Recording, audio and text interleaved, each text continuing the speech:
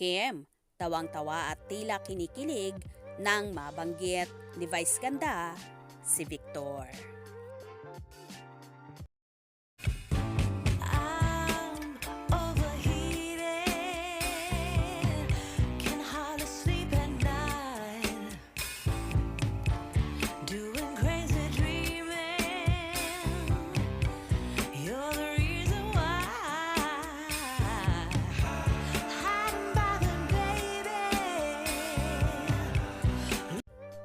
Sa isa sa episode ng afternoon show na It's Showtime, napag-usapan ang tungkol sa relasyon kung gaano na nga ba katagal.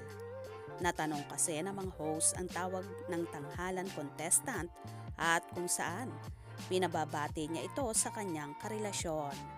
At dito nga ay umentra si Meme Vice Ganda at sinabing hi daw kay Victor. Karakter ni Paolo Avellino sa linlang kung saan naging asawa ni Juliana na ginampanan naman ni Kim Chiu, kung saan tawang-tawa si Kimi at sinabi pa ni Chang Ami na bakit may Victor? Yung girlfriend ko since 2012, yung girlfriend ko since 2008, babatiin ko din. Ilang taon na since 2012? More 11 than 10 years.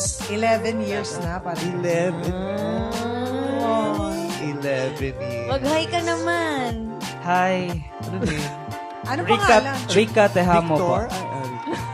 Ano pangalan? Sino? Rika Hi, Tejamo. Victor, 11. Rika. Hi, po. Hindi naman Victor. Rika daw. Rika. Hindi naman tumigil si Vice Ganda sa pang-ookray kay Kim na tila ba may nalalaman sa bagong buhay pag-ibig ng dalaga. Posible nga bang si Paolo Avellino ang nagpapasaya at bagong nagpapangiti sa aktres? Tila lahat naman ay naging masaya sa naging breakup ng long-time boyfriend-girlfriend na sina Kim Chiu at si Yan Lim, na para bang iilan lang ang nalulungkot at halos lahat ay nagbubunyi.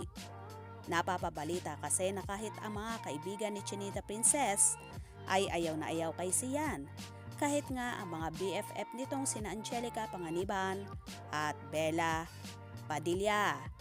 Pati raw ang pamilya ng dalaga ay hindi rin boto sa aktor-director. Bakit kaya? Ano kaya ba ang nakikita nila sa binata na pinakaaayawan nila? May naipabalita rin na kahit ang mga co-host ni Kimi ay ayaw na ayaw din sa actor-director na si Sian. Nayayabangan kaya ba ang mga ito? Kaya gano'n na lang kaunsyame at ayaw sa binata? Well, subaybayan na lang natin ang mga kaganapan at for sure, malalaman din natin yan sa tamang panahon. Kaya naman tumutok at huwag na huwag pahuhuli sa mga maiinit na kaganapan. Anong inyong magiging reaction sa bidyong ito? Comment below.